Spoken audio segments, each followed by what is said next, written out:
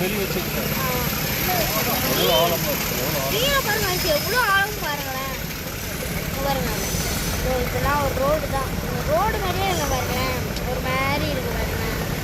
பாருங்க என்ன ஹைட்டுன்னு, ஒரு நிறைய ஹைட்டு, செம்மையாக இருக்குது பாருங்க. அந்த வீடெலாம் இங்கேருந்து பார்த்தா குட்டி குட்டியாக இருக்குது. மினி வீடியோ போடுவோம் அப்போ பாருங்க.